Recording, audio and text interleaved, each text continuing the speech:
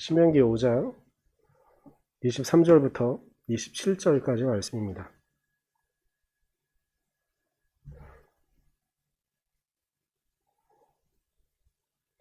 우리 같이 교독하도록 하겠습니다. 산이 불에 탈 때에 캄캄한 어둠 속에서 들려오는 음성을 당신들이 듣고 당신들 지파의 모든 두령과 장로들이 나에게 다가와서 이렇게 말하였습니다. 보십시오. 주 우리 하나님은 그의 영광과 위엄을 우리에게 보여주시고 우리는 불보는 가운데서 들려오는 하나님의 음성을 들었습니다. 그리고 하나님이 사람과 말씀하셨는데도 그 사람이 여전히 살아있음을 우리는 오늘 보았습니다. 그런데 지금은 이 큰 불길이 우리를 삼키려고 하고 있으니 어쩌여 우리가 죽음의 위협을 받아야 합니까? 우리가 우리 하나님의 음성을 다시 듣는다면 우리는 죽을 것입니다. 살아계신 하나님이 불가운 무서우시는 말씀을 듣고도 우리처럼 산 사람이 육체를 가진 사람 가운데 누가 있겠습니까? 그러니 직접 가까이 나아가셔서 주 우리의 하나님이 말씀하시는 것을 모두 들으시고 주 우리의 하나님이 하신 모든 말씀을 우리에게 다 전달하여 주시기를 바랍니다. 그러면 우리가 듣고 그대로 하겠습니다. 아멘.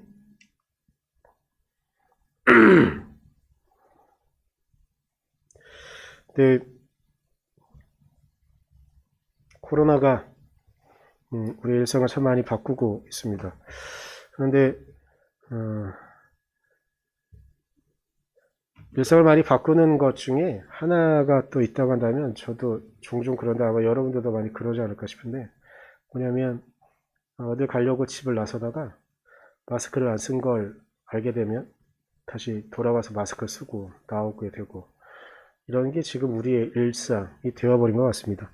그런데 그런 우리의 일상 가운데 또 하나 들어온 게 있다고 한다면 우리가 어느 가게를 들어가거나 어느 사람들이 좀 많은 곳에 들어가게 되면 우리가 꼭 같이 해야 하고 넘어가야 되는 게 있습니다. 방명록을 쓰죠. 방명록을 쓸 때 어떤 곳은 그냥 얼굴만 이렇게 대고 있으면 체온을 재주는 곳이 있고 어떤 곳은 사람이 직접 와서 뭐 이마에 대든 귀에 대든 혹은 손 등에 대든 이러면서 우리의 체온을 재죠. 그런데 체온에 대한 재미있는 사실이 이번 달 초에 몇몇 신문에 나온 게 있어서 그 이야기를 좀 한번 해보려고 합니다. 우리의 지금 보통 사람들의 평균 체온은 몇 도인지 다들 아실 겁니다. 묘하게 우리 1년 날짜랑 같아요. 365, 그래서 36.5도 이렇게 되어 있잖아요. 그런데 올해 이번 달 초에 나온 신문 보도들은 한두 신문이 아니고 여러 신문에 나왔는데 재밌는 사실 하나 있습니다. 대략 사람의 체온을 재기 시작한 지가 200년 전쯤인가 봐요. 근데 200년 전쯤에 사람의 평균 체온이 몇 도였는지 혹시 아십니까? 그때도 지금과 같은 36.5도였을까? 똑같다고 한다면 제가 물어보지 않았겠죠? 200년쯤 전, 그러니까 사람의 체온을 전체적으로 좀 재기 시작한 그때쯤부터 본다면 사람의 체온은 여러분 이게 정말이야 싶을 테지만 실제로 200년 전쯤에는 37도였대요. 그러니까 우리가 지금 어디 장소에 들어가서 할 때 들어오지 못하게 하는 온도가 한 37.5 혹은 38도 정도가 올라가면 그 정도만 나와도 못 들어가게 하죠. 발열 증상이 있다고 생각해서. 근데 200년 전쯤이라고 한다면 이 평균 온도가 0.5도나 올라간 거였기 때문에 지금과 다른 거죠. 근데 이 과학자들이 하는 말이 뭐냐면 인간의 체온이 평균적으로 10년마다 0.05도씩 떨어지고 있다고 하더라고요. 근데 이거는 우리가 접하고 있는 환경에 따른 부분도 있다고 하더라고요. 부분도 있고 그리고 사람들이 먹고 있는 식습관 이런 것 때문에 사람의 체온이 조금씩 떨어지고 있다고. 근데 200년 동안 0.5도가 떨어졌는데 이 환경의 변화는 200년 전과 지금은 더 많이 차이가 있으니까 앞으로 더 떨어질 수도 있는, 더 빠른 속도로 떨어질 수도 있는 가능성이 있다고 그렇게 이야기를 하더라고요. 근데 사람의 체온은 어떤 것들을 하게 되냐면 우리의 몸이 움직일 수 있고 우리의 몸이 정상적으로 돌아가게 하는 데 아주 중요한 역할을 합니다. 근데 열이 너무 떨어지면 우리의 몸이 제대로 활동하지 못하고 있는 거고요. 그리고 재밌는 이야기 하나 하면 냉동인간에 대한 이야기들이 있잖아요. 근데 냉동인간이라는 건 기본적으로 체온을 떨어뜨리는 거죠. 체온을 떨어뜨려서 우리의 몸 안에 있는 신진대사는 이걸 최소한으로 줄이는 거예요. 그래가지고 이론적인 계산으로는 몇백 년 후, 몇십 년 혹은 몇백 년 후에 병을 앓고 있는 사람이 이 병을 치료할 수 있는 기술이 개발되어지면 그 사람을 깨우는 것. 근데 이론적으로는 활동을 정지시키는 것까지는 이론적으로 가능하고 실험도 가능했다고 하는데 이걸 극도로 활동이 거의 없는 단계로 만들어서 이 사람을 다시 살리는 것은 아직은 살아올까 아니면 불가능할까 이게 담보가 되지 못해서 아직 이론 단계 그리고 실험 단계라고 하더라고요. 그런데 이런 거 말고 우리가 인간으로서 서로에게 주는 놀라운 효과와 놀라운 영향력을 주는 게 있는데 그것은 바로 우리의 체온이라는 겁니다. 제가 저희 교회에서 언젠가 한번 말했던 거긴 한데 사진 하나 보여드릴게요. 이 사진은 1995년도에 찍은 사진이고요. 쌍둥이 자매예요. 매사추세츠 주에서 일어난 일인데 누가 언니인지는 오른쪽 위쪽이 언니겠군요. 카일이. 그리고 왼쪽 아래쪽 브리엘이 자매가 브리엘인데 이 자매의 이야기는 이래요. 쌍둥이로 태어났어요. 보시는 것처럼 좀 전에 보셨던 것처럼 쌍둥이로 태어났는데 일단은 미숙아로 태어난 거예요. 한참 계열수를 채우지 못하고 태어났는데 이 자매들 가운데 언니는 그래도 집중적으로 관리하고 하면서 생명이 좀 뛰고 이랬는데 둘째가 점점점 생명의 기운이 사그라들고 있는 거죠. 그래서 의사와 주변에 있는 사람들은 둘째는 포기를 해야 되겠구나 이런 생각을 좀 했는데 근데 간호사 중에 한 명이 혹시나 하는 마음에 사진 보면서 또 말씀드릴까요? 이 언니의 손을 동생 브리엘에게 얹은 거예요. 그런데 이 체온을 느끼자 둘째가 거의 생명이 사그라들고 있었던 이 둘째가 심장이 뛰기 시작하고 체온이 다시 돌아오기 시작하는 맥박이 다시 뛰기 시작하는 그런 놀라운 기적을 일으켰던 거죠. 그래서 이 사건을 보면서 많은 이야기들이 뒤에 전파되어졌고 사람들에게 서로 회자되었습니다. 그 이야기는 무엇이냐면 사람이 갖고 있는 체온이라는 건 다른 사람에게 전달되어졌을 때 그 사람을 살아나게 할 수도 있고 그 사람에게 또 다른 소중한 것들을 제공할 수도 있다. 뭐 이런 이야기들이 전해지는 것. 실제로 이건 과학적인 증거가 되어진 것처럼 이야기되어졌죠. 근데 그 이전 그리고 그 이후에도 우리의 사회 안에 계속되어졌던 것들이 있었습니다. 계속 내려오던 이야기 그리고 지금도 여전히 저는 이 이야기가 너무나 유효하다고 생각하는데 무엇이냐면 자녀들은요. 부모의 사랑을 받고 자란 자녀와 그렇지 못한 자녀의 성품이 너무나 많이 다르다는 것들이 일상적인 통념이고 실제적으로 많은 것들.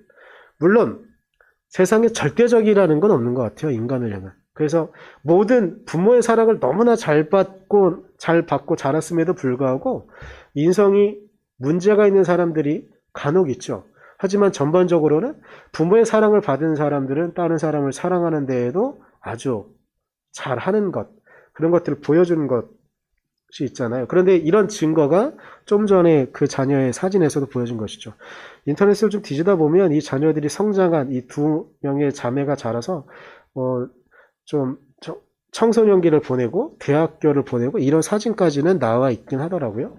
그러니까 이렇게 이 두 자매는 성장을 한 거죠. 서로의 체온을 느끼면서 서로에게 힘이 되어져서 자랄 수 있도록 한 것이죠. 그런데 이런 사랑을, 이런 체온을 잘 느끼지 못하는 사람들이 갖고 있는 증세들이 있습니다. 가장 큰 게 있는데 무엇이냐면 저는 좀 전에 쌍둥이 자매를 말했지만 부모의 사랑을 받지 못한 그런 사람들일수록 자존감이 너무 낮아요. 낮은 자존감 때문에 불안해하고 사람들의 이야기들을 사람들의 이야기 그냥 있는 그대로 받아들이지 못하고 그 이야기를 곡해하고 오해하면서 그 사람이 나를 미워하고 있다. 이렇게 증오의 감정을 자신 안에 다시 쌓게 만드는 그런 일들이 반복되어지기도 하고, 이 낮은 자존감으로 인해 일어나는 수없이 많은 일들이 사람의 체온을 온전히 느끼지 못하게 일어나는 일들이죠. 그리고 이 낮은 자존감은요, 자신이 다른 사람들에게 강한 사람으로 인식되어지고 보여지기를 바라는 그런 심리적인 불안 증세를 일으킵니다. 근데 그게 저의 경우 한번 이걸 생각하면서 생각해 봤더니 저도 자존감이 되게 낮은 편이었거든요. 지금도 여전히 가끔 그런 낮은 자존감이 표현되어져서 저를 괴롭힐 때가 있는데, 저 초등학교 때 되게 힘들었던 것 같아요. 저는 또래에 비해서 덩치가 더 좋았던 것도 아니었고, 지금이야 뭐 뱃살이 좀 나왔다고 하지만 예전엔 살이 정말 없는 편이었거든요. 그리고 키도 작고, 그러니까 작은 편은 아니었지만 중간보다 조금 아래 그런 키였기 때문에, 제가 이걸 전제를 왜 까냐면 초등학교 때 남자 사회는요, 싸움이 정말 중요해요. 그러니까 어떤 다른 뛰어난 재능을 갖고 있어서 그 재능이 친구들이 인정받으면 거기에서 도드라질 수 있지만, 그거 외에 그냥 단순하게 드러날 수 있는 게 있는데 뭐냐면 덩치를 갖고 싸움을 누구를 이기고 누구를 지느냐, 이런 게 되게 중요하거든요. 지금 생각해보면 참 어리석은 일이었는데 저희는 그랬던 것 같아요. 근데 저는 싸움을 되게 못하는 편이었고, 근데 솔직히 말하면 싸움을 안 하는 거가 맞았을 텐데, 그때는 저의 낮은 자존감과 같이 연결되어져서 나는 싸움도 못하고 이런 게 있었죠. 근데 그런 저를 보호하는 수단이 있었는데, 그게 뭐냐면 욕이었었어요. 입에 달고 있는 욕. 그러니까 다른 그 힘센 친구들이 하는 말들을 저도 똑같이 하고 있는 거예요. 그래서 막 입에 뭐를 달고, 뭐 강아지도 달고, 아니면 숫자도 쉽게 달고 막 이렇게 하면서 제가 쉽게 욕을 하는 거죠. 근데 아마 제가 초등학교 저학년 때부터 그러진 않았을 것 같고, 한 초등학교 9학년쯤부터 주변에 친구들이 말하는 거 그대로 따라서 그랬을 것 같아요. 그런데 초등학교 5학년 때 운동장에서 친구랑 놀고 있었는데, 단둘이 놀고 있었거든요. 그냥 뜀박질하고 이렇게 하고 있었는데, 친구 녀석 하나가 저에게 물어봤어요. 야, 너는 왜 이렇게 입에 이렇게 욕을 계속 달고 살아? 이러는 거예요. 근데 제가 그 순간, 제가 초등학교 5학년 때부터 되게 저에 대한 고민이 되게 많았던 시기였던 것 같은데, 그 순간, 내가 입에 욕을 달고 산다고. 그리고 다른 뭐 힘센 친구들처럼 제가 욕을 아주 거하게 쉬지 않고 몇 가지의 욕을 섞어서 한다고 해서 제가 강해지는 게 아니구나라는 걸 알게 됐어요. 내가 쓸데없는 행동을 하고 있구나, 쓸데없는 말을 하고 있구나라는 생각이 들어서 그 다음부터는 욕을 안 하기 시작을 했거든요. 근데 제가 이 말씀을 왜 드리냐면, 이 땅을 살아가는 수없이 많은 청춘들과 어린 친구들은요, 낮은 자존감을 티내지 않게 할 수 있는 것들을 찾아내는 것들이, 저는 욕을 말했지만 욕 말고 다른 친구들을 힘을 이용해서 괴롭히는 것, 그게 다 낮은 자존감으로부터 시작되어지는 거거든요. 근데 그 낮은 자존감의 시작은 부모로부터 어렸을 때부터 받은 사랑의 양만큼 차이가 난다는 거죠. 근데 중요한 게 뭐냐면, 제가 좀 전에 사진을 보여드린 것처럼 언니의 체온을 경험한 그 브리엘은 자신의 존재 옆에 누군가가 있다는 걸 강력하게 느낄 때 그녀의 심장이 뛰기 시작을 하는 것이고, 그녀의 맥박이 뛰기 시작하면서 체온이 돌아오고 몸이 정상적인 활동을 돌아오는 것처럼 아주 놀라운 경험을 하는 것이거든요. 이 땅을 살아가는 대부분의 인격들은요, 자신이 근원적으로 경험하는 부모의 사랑, 어머니의 품 안에서 느꼈다, 그 놀라운 사랑으로 체온을 느끼면서 자신이 사랑받고 자신이 지지받고 있다는 것을 강력하게 알게 한다는 거죠. 이거는 어떤 이론적인 설명이 이런 게 아니라 그저 체온으로 경험되어졌을 때 가능한 놀라운 일이라는 것이죠. 오늘 본문은 신명기 초반에 나오는 신명기 5장에 나오는 사건인데 이 사건은 무엇이냐면 시내 산에서 시내 광야에 있는 산에서 이스라엘 백성 전체가 하나님을 경험하는 놀라운 순간 가운데 있는 거예요. 저희가 오늘 일부러 23절부터 27절까지만 읽어서 그런데 바로 직전에 나오는 건 뭐냐면 너무나 유명한 이스라엘 백성들에게도 중요하고 우리에게도 중요할 수 있는 십계명의 이야기가 5장 전반부에 나오는 그런 이야기들입니다. 그러니까 너희들은 이스라엘 백성이 하나님의 백성으로서 하나님의 자녀로서 이 땅을 살아가면서 해야 되는 기본적인 10개의 계명이 전해지는 것이 바로 신명기 5장에 있는 이야기들입니다. 그런데 이 신명기 5장에 나오는 10계명 이것을 그들이 따라야 될 이유는 무엇일까? 저는 오늘 그 질문으로 우리가 하나님을 어떻게 느끼고 하나님을 어떻게 만나야 되는가에 대한 이야기를 좀 한번 해보고 싶습니다. 우리는 하나님을 어떻게 경험할까? 오늘 제가 23절부터 굳이 읽은 이유는 이스라엘 백성들이 불 가운데 하나님을 경험한다는 거예요. 그런데 이게 중요한 게 있는데 그들이 비유처럼 말하는 것인데 내가 불 가운데 있는데 내가 타 죽지 않고 있다는 거예요. 이 말은 무엇이냐면 이들이 하나님을 경험한다는 건 자신들이 꺼지지 않는 불 가운데 있다는 그런 것 같은 기적과 같은 일이에요. 근데 불 가운데 있으면 정상적이면 타 죽어야죠. 없어져야 되는 겁니다.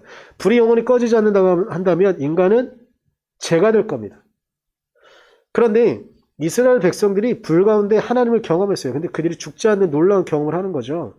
근데 23절부터 27절까지 전체적인 내용은 이스라엘 백성들이 하는 말은 무엇이냐면 내가 이렇게 뜨거운 불 가운데 하나님을 경험하는데 내가 물론 죽지 않는 것은 다행이긴 하지만 그러나 여전히 우리는 불안하다는 거예요. 우리가 언제 죽을지 모르겠다는 거. 하나님의 불 가운데 내가 혹여라도 내 안에 순결한 게 없거나 내 안에 있는 불의와 내 안에 있는 정의롭지 않은 모양들이 조금이라도 티가 나면 나는 바로 그 불 가운데 타 죽을 것 같으니 우리는 바로 타 죽을 것 같으니 모세 당신께서 가셔서 하나님의 말씀을 듣고 우리는 당신께서 전해주는 그 말을 듣겠습니다라고 말하는 겁니다. 근데 여기 중요한 게 있는데 뭐냐면 이 놀라운 광경 가운데 이스라엘 백성 전체는 하나님을 경험했다는 겁니다. 자신들이. 마치 제가 부모님의 체온을 느껴야 된다고 부모님의 사랑을 온전히 느껴야 낮은 자감으로부터 해방되어 있고 자신이 지지해주는 누군가가 있다는 것을 분명히 알 수 있다고 말씀드렸던 것처럼 이스라엘 백성들은 이제 이 시내 광야에서 시내 산에서의 놀라운 경험을 통해서 자신을 굳건하게 지지해주는 하나님을 경험했다는 것입니다. 근데 여기서 중요한 게 있어요. 이 경험이 왜 중요하냐면 율법이요. 십계명은 율법의 기초 단계예요. 십계명과 관련된 다른 율법들이 계속 줄비하게 쭉쭉 나오는 것이 오경의 전체적인 이야기들이고 이후에 이스라엘 백성들이 율법을 지켜야 되는 이유입니다. 그런데 중요한 게 있는데 무엇이냐면 이 율법이요. 하나님을 경험하지 못한 사람들에겐 하나님의 사랑을 경험하지 못한 사람들에겐 이건 쓸데없는 제약일 수밖에 없어요. 우리를 억압하는 억압의 수단일 수밖에 없어요. 하나님을 경험하지 못한 사람들에게. 하나님을 경험하지 못한 사람이 십계명을 듣는다고 하자. 아니 내가 왜 굳이 안식일을 지켜야 돼? 그리고 나는 힘도 센데 다른 사람을 괴롭히면서 다른 사람의 것을 뺏을 수 있는데 그것이 내가 누릴 수 있는 권리인데 왜 그걸 하지 말라 그래? 하나님을 경험하지 않은 사람은 그럴 수 있어요. 근데 하나님을 경험한 사람은 나를 지지해주는 하나님이 나만 지지해주는 게 아니라 옆에 사람도 지지해주는 거야. 나만 하나님을 경험하지 않았고 이 사람도 하나님을 경험했으니 이 사람도 하나님의 사랑을 받아야지. 그러면 내가 힘 있다고 이 사람을 괴롭히는 게 아니라 하나님께서 나에게 힘을 주셨다고 한다면 나는 이 사람을 보호해야지. 이것이 하나님의 뜻이구나를 알 수 있는 것. 그 시작은 바로 하나님을 경험한다는 것이죠. 하나님의 사랑을 경험하지 못했다고 한다면 십계명은 그냥 율법이고 율법주의고 우리를 옥죄는 쇠사슬과 같은 그런 것일 수밖에 없었습니다. 하지만 하나님의 사랑을 온전히 경험할 때 그 십계명은 하나님의 그 율법은 우리를 살리기 위한 하나님의 도구라는 것을 분명히 알 수 있게 되는 것이죠. 이 감정에 대해서요, 루돌프 오토라는 사람이 있어요. 성스러움의 의미라는 책을 쓰신 분이에요. 참고로 이 책은 1917년도에 나왔어요. 아주 예전에. 근데 이분은 보통 말하는 종교 철학이라는 이런 단계가, 학문이 있는데, 종교 철학의 초석을 놓았다고도 볼 수 있는 그런 분이거든요. 근데 이분이 주장하는, 재밌는 테마가 있어요. 그게 뭐냐면, 누멘이라는 거예요. 누멘적 감정? 혹은 뭐, 라틴어로 누메노스라고 표현하기도 하는데, 하여튼간, 누멘적 감정이라는 걸 표현해요. 근데 이건 간단하게 이야기하면 이거예요. 오늘 제가 이스라엘 백성들이 불 가운데 하나님을 경험하는 것랑 비슷해서 예를 갖고 왔는데 뭐냐면, 이 누멘적 감정을 루돌프 오토는 아주 간략하게 이렇게 설명을 해요. 나방이 활활 타오르는 불이 있잖아요. 근데 그 불의 온기를 느끼려고 불 속으로 뛰어들어요. 실제로 우리가 실외에 생활을 하거나 요즘 뭐 차박도 많이 하고 캠핑도 많이 하다 보면 장작을 띄잖아요. 그러면 그 장작불에 뛰어드는 수없이 많은 벌레들을 볼 수 있는데, 루돌프 오토는 이 누멘적 감정을 이렇게 표현해요. 따뜻함과 온기가 있으니 그 온기로 뛰어드는 나방과 같다. 근데 여기서 중요한 게 있는데, 거기 안에서 이 따뜻함을 쫓는, 자신을 보호해주는 이것 속에 뛰어드는 것이 우리가 신을 경험하는 가장 기본적인 감정일 수밖에 없다. 근데 여기서 중요한 게 있어요. 불에 뛰어들잖아요. 나방은 불에 뛰어들면 나방은 죽을 수밖에 없죠. 근데 정말 중요한 게 있는데, 우리가 정말로 하나님을 경험했다고 하면요, 우리는 죽을 수밖에 없어요. 이스라엘 백성들은 비록 그렇게 하나님의 음성을 듣고 불타는 것 같은 그런 공간에서 하나님을 경험하는 놀라운 경험을 하는데, 이스라엘 백성들은 정말로 죽었을까? 이들이 놀라고 있는 이유는 자신들이 하나님의 음성을 들으면서도 죽지 않은 놀라운 걸 경험하는데, 중요한 게 있는데, 정말로 죽어야 할 사람들이 죽지 못해서 광야 40년을 살아야 됐던 것은 아닐까? 여기 그리스도의 십자가가 있습니다.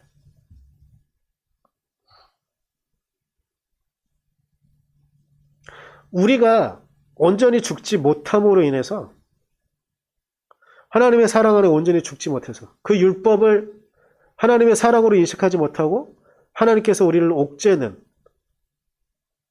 쇠사슬 정도로밖에 생각하지 못하는 우리 때문에 십자가에 달려 죽음을 맞이한 우리의 그리스도가 있습니다. 그런데 이 십자가를 받아들이라고 말할 때 정말 우리에게 부담스럽고 힘겨운 이야기가 하나 있습니다. 그것은 무엇이냐면, 우리를 죄인이라고 자꾸 말한다는 겁니다. 근데 우리가 생각했을 땐, 나는 그렇게 누군가를 죽일 만한 죄를 저지른 게 없는데? 어린아이들에게 우리가 죄인이라는 걸 인식시키기 위해서, 지금은 그런 분들이 많이 없을 것 같은데 여전히 아직도 이런 말씀을 하는 분들이 있는데, 뭐냐면, 너 엄마 말 안 들었지? 그게 죄인이야 라고 말한다면 이건 너무 과한 말이거든요. 근데 그런 거 말고 정말로 내가 죄인이라고? 난 누굴 죽이지 않았어. 그리고 또 이럴 수도 있죠. 횡단보도를 신호를 지키지 않고 건너서요. 근데 그걸 또 지적하면 말할 수 있죠. 나만 그랬어? 얘도 그랬는데. 이러면서 나는 죄. 근데 단순히 죄인이라는 걸 이런 것만으로 보는 수준의 단계가 아니라는 거예요. 죄인이라는 건. 내가 나로 인해 자꾸 싸우는, 낮은 자존감으로 인해 자꾸 누군가를 괴롭히고, 혹은 나의 자존감이 너무 뻔뻔하게 높아서 다른 사람을 괴롭히는 우리의 인격의 문제들,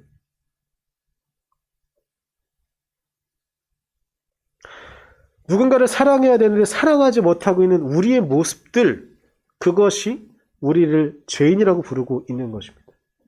하나님은 이웃을 사랑하라고 말씀하시고, 하나님은 우리 모두가 당신의 자녀라고 부르시는데, 우리는 그것을 자꾸 잃어버리고 우리 안에 있는 어둠과 우리 안에 있는 고통으로만 자꾸 침착되어서 숨어버리고 도망간다는 것이죠.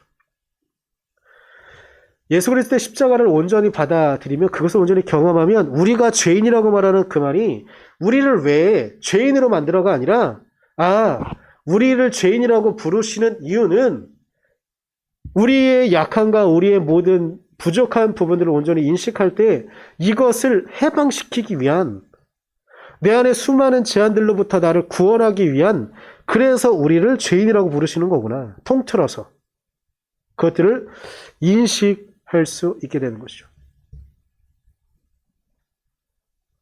오늘 본문에서 제가 일부러 앞에 10계명 그리고 뒤에 오늘 본문이 있다고 말씀드렸던 것처럼 하나님을 온전히 경험하면 그 10계명이 우리를 억압하는 쇠사슬 같은 이야기들이 아니라 우리를 진정으로 해방하고 우리를 진정으로 하나님의 자녀로 부르시는 사랑의 도구일 수 있다는 걸 인식하는 것처럼 우리가 그리스도의 십자가를 온전히 경험하게 된다면 하나님의 은혜, 하나님의 사랑 가운데 우리는 온전히 구원받을 수 있다는 것을 알려주는 것이죠.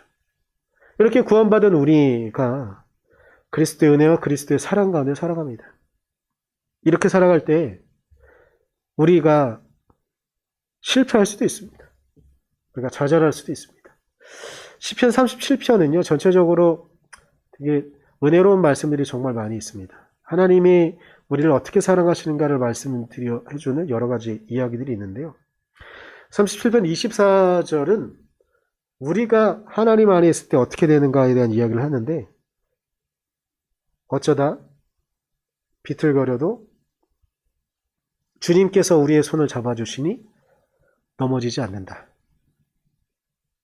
우리가 그 사랑과 그 은혜를 온전히 받아들이고 온전히 느끼면 우리가 비틀거릴 수 있습니다. 저는 예전 성경 버전의 표현이 너무 더 감사한데 아주 와닿는 말을 해요. 엎드러지지 않는다. 좀 더 과격한 말을 하면 굳고라지지 않을 수 있는 것. 주님이 우리를 인도하시는 우리의 손을 잡아주고 계시기에 우리가 그 하나님의 사랑 안에 그 사랑을 경험하면 우리가 죄인이라는 것들을 인정하면 그분께서 우리의 손을 잡아주셔서 우리가 비틀거려서 뒤뚱거리고 넘어지는 것처럼 보일 수 있겠지만 결코 하나님은 우리를 그렇게 넘어지도록 내버려두지 않는다는 것이죠. 우리는 지금 강림절을 시작하는 단계에 와 있습니다.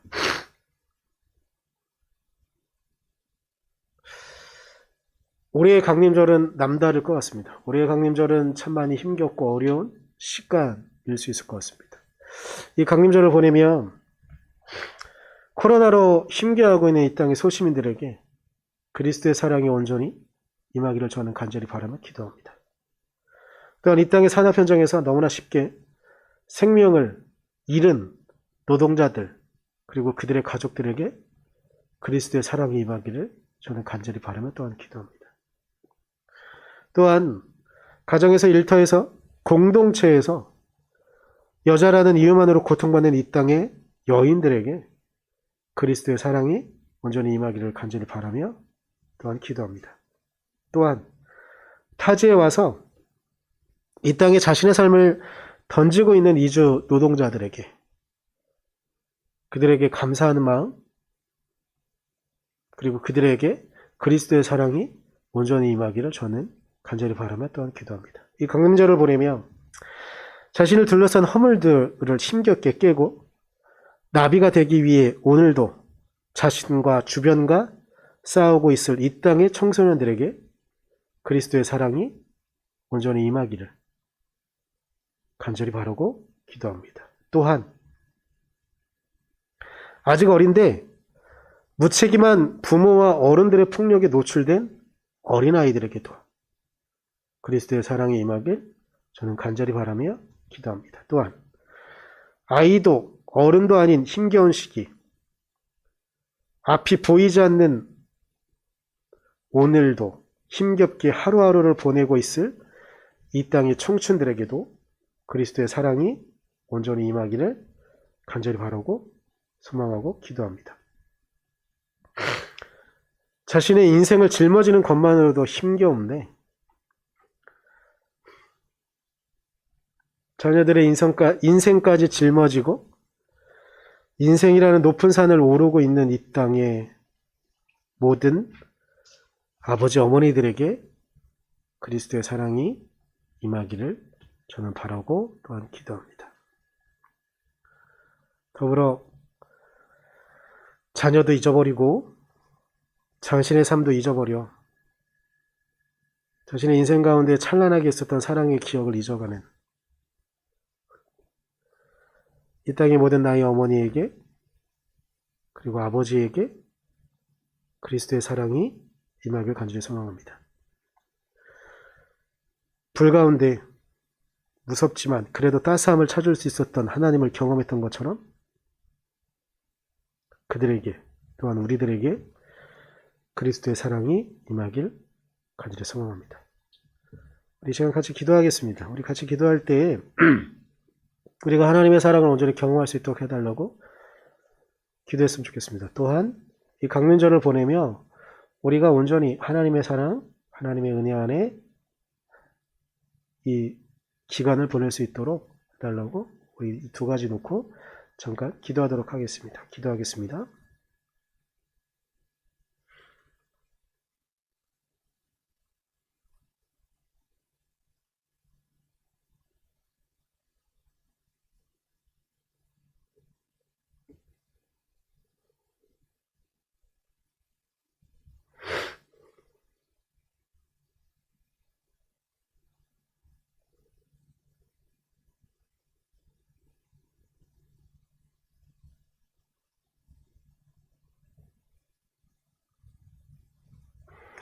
주님, 우리가 주님의 은혜와 주님의 사랑 가운데 주의 말씀을 바라며 주의 능력을 바라며 나아갈 수 있기를 간절히 소망합니다.